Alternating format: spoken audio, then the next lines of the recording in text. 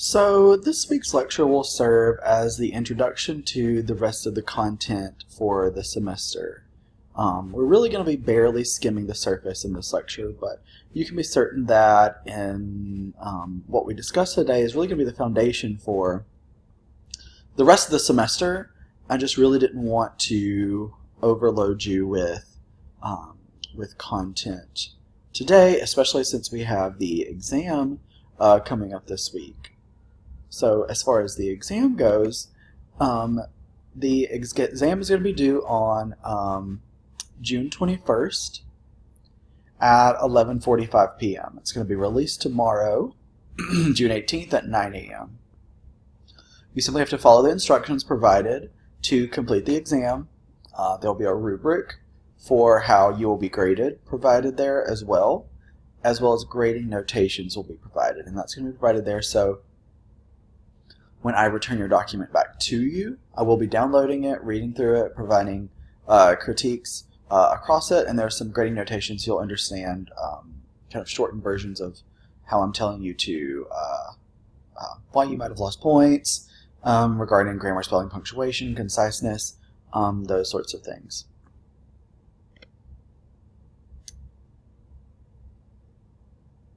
So it really goes without saying, but science and communication affect everyone. Inherently, we are social creatures that live by communicating,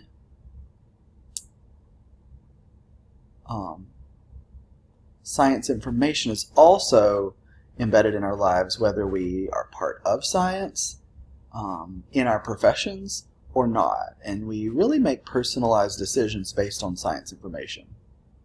So think about the different things that we do. Medical care in terms of the latest and best technology, car purchasing decisions. Today we take into account information that we didn't previously, like environmental impact of our vehicles. Not just price and needs. We might think about carpooling sometimes or using a bike sometimes. So we have different things in our health as well as the environment dictate how we think about things, and even more so, the foods that we eat. Complex science impacts how we make decisions about food. And it turns out that communicating about science, as we consider the many events, the many advancements being developed, and the complexity of scientific methods, really makes communicating about science even more difficult. Therefore, it's really important for us to discuss how we can be better communicators and advocates for science, and specifically agricultural science. So first, we have to talk a little bit more about science before we talk about science communication in particular. Although everyone encounters and benefits from science, I mentioned earlier, research shows that only about 16% follow news about science and technology very closely. And people often only pay attention to science when they need to make an important decision, as consumers, as patients, voters, or when it comes to policy, or when it's convenient for them. Scientific information can be dense and really difficult to understand for consumers, especially when researchers discuss the risks and benefits of the environment, new technologies, food and health, and safety. So think about food and health receiving information daily. Fat, carbohydrates, sugar, genetic modification, obesity. We leave this information up to the consumer to decipher. And what ends up happening is it turns out that many of the claims tend to be contradictory and complicated to understand. And so consumers must decide which scientists they should listen to and which ones they should ignore, or they may just decide to ignore the information altogether. We can't just assume that people just need more information or need it presented to them more clearly. Other factors definitely play a role in how people respond to science information in their decision-making process. So we need to think about people's values and beliefs, because no matter how much knowledge we provide them, those factors play a big role in their decisions. Now, it seems like the last 10, maybe 15 years, the topic of science has become more of a big deal, more in our face, more on our plate, more discussed more in the media and in our daily lives.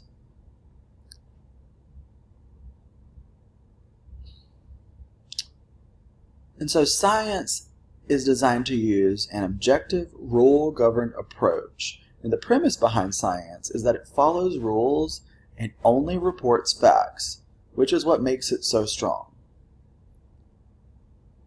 The investigative nature of science is really what makes it so attractive if we have questions that we want answered. Like, hey, let's investigate this question and find an answer. And so I think that the knowledge we build from science research is what makes it so cool. Personally, I love science. That's why I'm a science communicator. Ultimately, science is an investment designed to produce gains. The government, the public, monetarily and psychologically invest in science because they expect the results to improve quality of life, expand economic opportunities, and help them inform decisions. And I really want you to think about that when we think about, or when we talk about some of the technology we use, or some of the things we do, and we're like, man, there has to be something out there. Somebody's already had to think of this and created something to make this easier, or make it better, or make it safer. We ask these questions, and so do our constituents, the public. But I also think that one of the biggest things we don't realize, or consumers don't necessarily realize, are that those outside of the science realm, field, if you will, is that science has limitations. Circumstances and factors, they change science and what science finds. New findings can emerge, and that means that things change. And sometimes I think that's difficult for people to understand and grasp, that, well, you told me this, but now this is true, and it directly contradicts what I've been previously told. We can think back to, the late 1800s, early 1900s. Doctors told people to smoke cigarettes to improve their lung function. Today we know that smoking causes cancer. A complete opposite contradiction from what science, whatever that science might have been at the time, tells us. We know that to no longer be true. That means what we know as the truth can change. And this is a difficult concept to understand and for the public to comprehend, and it's challenging to communicate. So as objective as we try to report and conduct research, it's still vulnerable to change, and it's also vulnerable to personal opinion. When I conduct research on things that I'm interested in or have a passion for. That means that there's some little piece, as much as I try to control for it, there's some piece of my own bias present because I have an interest. In my dissertation, I looked at media's influence on public opinion of antibiotic use in livestock and the development of antibiotic-resistant bacteria. That was of interest to me because I have an interest in livestock. I was looking for something because of my interest.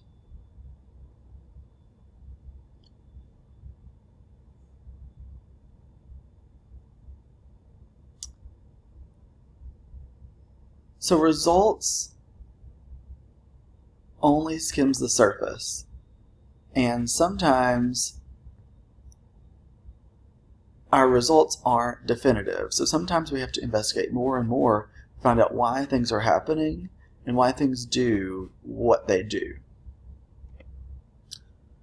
So now let's touch a little bit on communicating science. One of the first goals of science communication is to share the findings and excitement of science. Then it's to increase the appreciation for science and its usefulness and understanding in navigating the modern world. Now, this assumes that people are knowledgeable about and comfortable with science. Because increased knowledge and understanding of science related to a specific issue increases people's ability to make informed, educated decisions. Because we want people to make educated decisions based on science. The next goal includes people's opinions, behavior, and policy preferences. And this becomes more salient when evidence shows that some choices or policies have more positive consequences. It's really easier to influence someone when you can show them positive consequences, or what you can do to result in a positive consequence. And then the last goal is to engage with diverse groups to consider their perspectives about science in seeking solutions for societal problems. This really requires us to work with each group and work together to find acceptable solutions.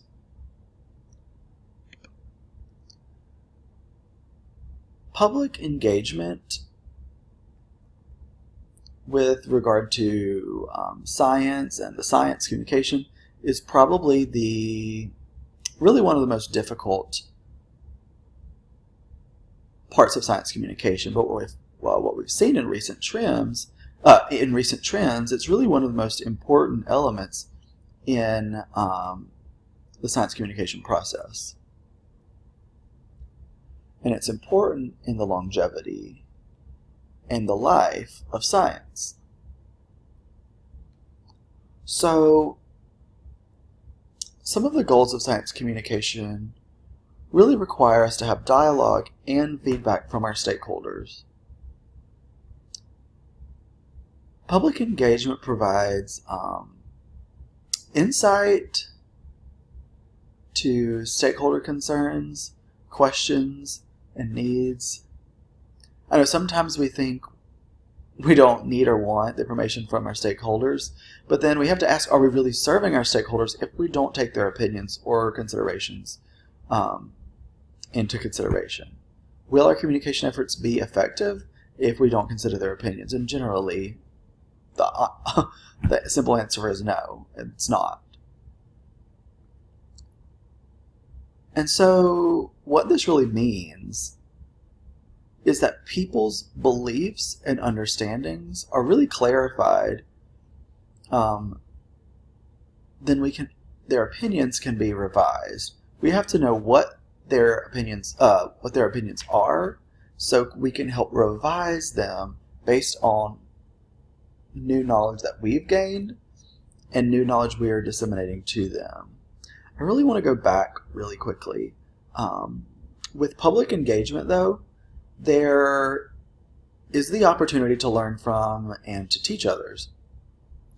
And what that really means is that people's beliefs and understandings are clarified, and opinions can be revised, and understanding others people's thinking, and the ability to articulate values regarding the uncertainty of the societal implications of the decisions. And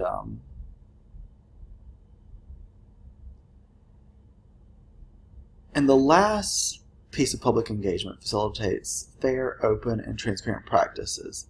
And this allows us to enhance the perceived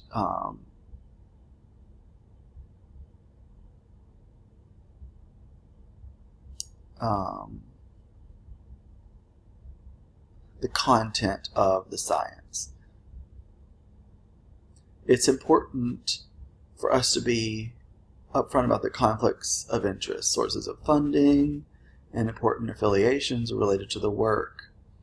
Some people will always question the science, and when a morally challenged issue is being discussed, a fair process may not be as important. But you also don't want that process to be the factor that is serving as an obstacle for someone accepting or understanding science. A really good example of this is a professor at the University of Florida came under scrutiny from certain groups based on his ties to certain ag companies. So certain ag companies were funding his research, but he was very outspoken about there being no negative. He was very outspoken about being very pro-GMO, and how his research showed there were no links between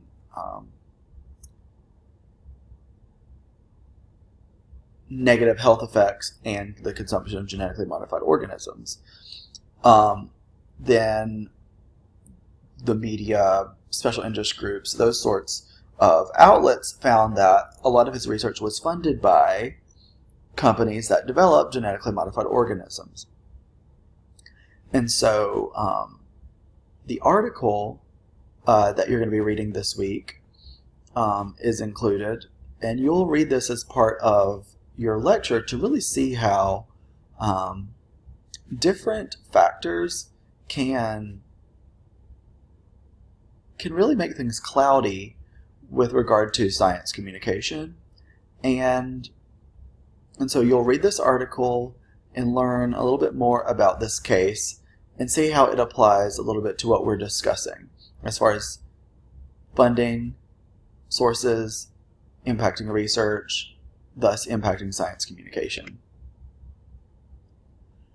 Now, the remainder of this lecture will focus quite a bit on trust and credibility.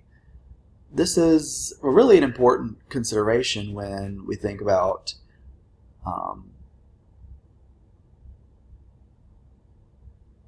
science and communicating about science, and they're a critical piece in science communication. Trust and credibility, that is. Science communication is impacted more by the spread of distrust than by the building of trust. So let's say that again.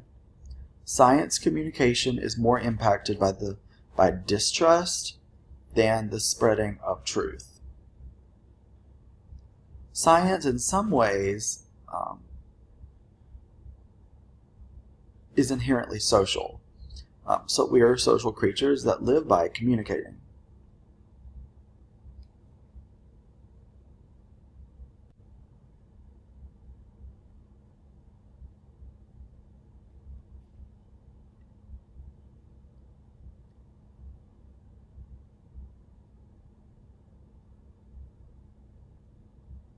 Sorry, I had a little technical difficulties there for a second.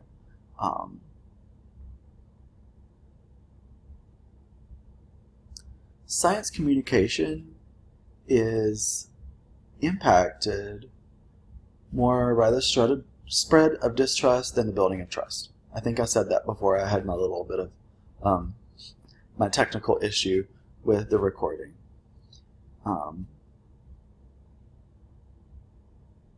So those within the scientific community and those outside of the scientific community spreading misinformation can really impact trust and credibility. And consumers make several decisions based on how much they trust and the credibility they afford to certain sources. And so people decide what information they seek out and use to help guide them to make decisions based on the trustworthiness and credibility of sources. And people tend to ignore sources viewed as not credible. And obviously, that makes sense. Now, trust is usually characterized by 3 elements. First, we have integrity. Those that are fair and just, dependability, those that can be relied upon to do what they say they will do, and then competence, those that have the ability to do what they say they will do. So when consumers are assessing a source's trust and the source's credibility, they really focus on common interests and perceived expertise.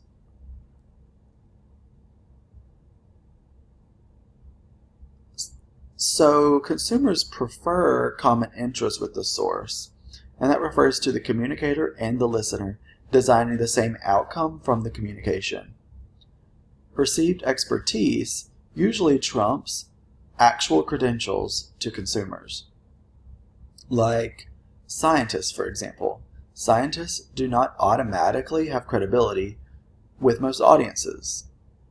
Credibility is attributed to the listener, not a fixed characteristic of the speaker.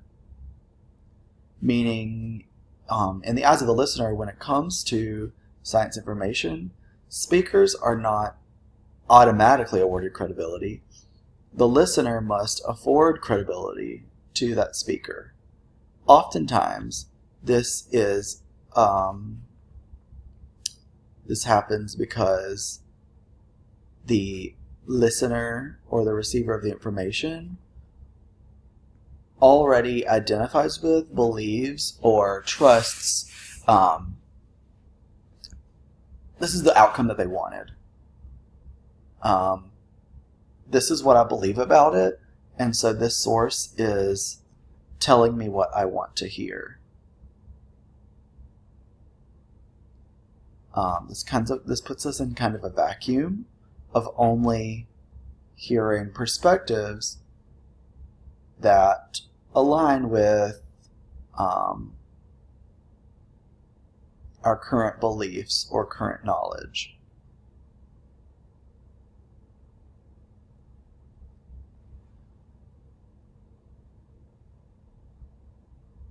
So the other factor that influences trust and credibility is the issue related to remembering the source. We oftentimes will remember the information in the long term, but in the long term, we very rarely will remember the source. So I'm sure we've all experienced this. We're somewhere and you say, I heard somewhere sometime that blah, blah, blah, blah, blah. Oh, well, where did you hear that? Well, I don't remember. I think I maybe read it on Facebook, or I read it in a book, or I learned it in a class one time. This becomes an issue because people trust what they know because they heard it. But what's the credibility behind that? I've heard a lot of lies in my life. That doesn't mean because I can recall it that I should trust it. So people are likely to remember the information, but not the source in the long term. And this is a piece of the science communication puzzle that we as science communicators are working to correct, but we definitely are not very close to fixing that by any means. And so now I want to discuss a little bit some of the effects of trust and credibility. Research has shown that people are more likely to act or respond to science information if they trust a source.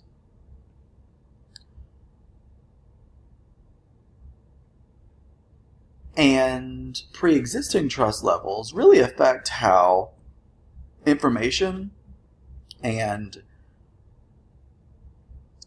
positive news are perceived about industries associated with the science. So the food industry being associated to agriculture. Risk are perceived as smaller or the benefits, potential benefits, larger when people trust an organization to manage a communicated risk. And then lastly, people are likely to take action when a close family member or a friend serves as a source of science information. This is important to remember where word of mouth can cause others to act or take a particular action. I have a cousin who I will get a text message from fairly often asking me questions about meat or dairy products, those sorts of things, from my animal agriculture background. And he sees these advertisements, and in the community that he lives is a more affluent community, access to he's definitely the audience that would get bombarded with food labels and have concerns about what he's feeding his family and lacks trust in agriculture. And he sees these things and hears these things, and then a couple times a year I'll get a text from Chris asking me about Fairlife milk, for example. This was well before, this was actually a couple of years ago, and has nothing to do with the recent animal activist video that Fair Oaks Farms is currently dealing with. But he asked me about Fairlife milk. And so for me, I'm a trusted family source of credible information for him. So when thinking about what works in science communication, it's really good to reflect on what's been learned in the past. So first, let's look at these three elements. First being exposure. This is the amount of exposure is often really neglected when developing science information messages. Exposure includes how often, by what means, and over what period of time a message should be disseminated. Next we have timing.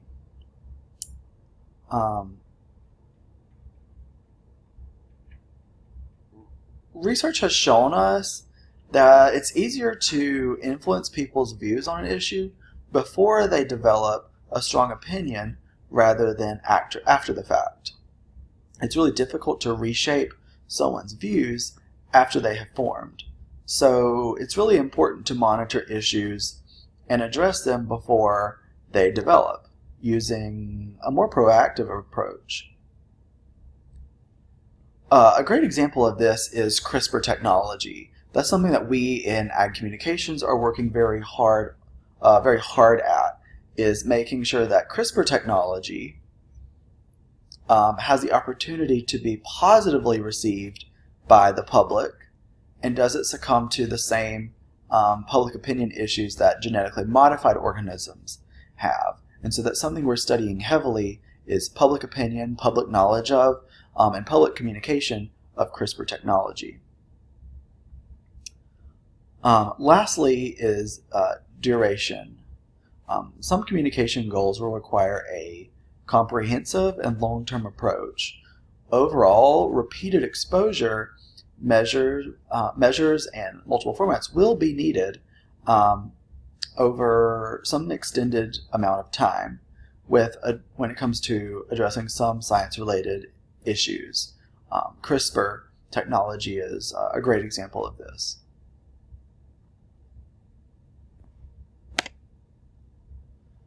Now, to kind of bring this lecture to a close, I want to talk just about two basic elements that really help us with effective science communication.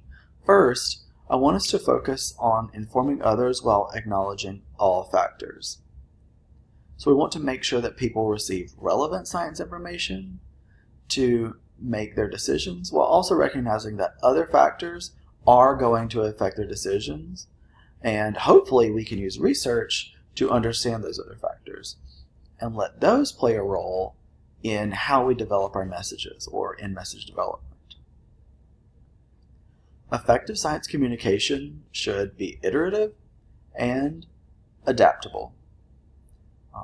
It will evolve by assessing what worked and what didn't work, and by shifting our needs and our opportunities based on our audience. Now, again, this lecture was intended to be a little more brief. I didn't really want to go into this lecture in terms of developing the science communication in a lot of depth, because the rest of the semester is really going to be taking into consideration public opinion and measuring public opinion. We want to look at persuasive communication and then also message development in terms of science communication. We're also going to look at changing attitudes, and then finally we're going to really talk about some specific ag issues and how we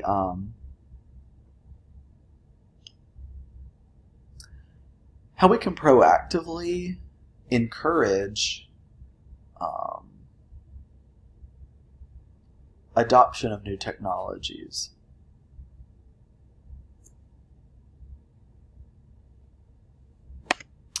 So with that is the end of today's lecture. I wish you luck on your exam this week. Please let me know if you have any questions. Please note that the exam is due on Friday, not on Sunday like the weekly assignments were. So please make sure you set aside your time appropriately to complete that. Have a good week.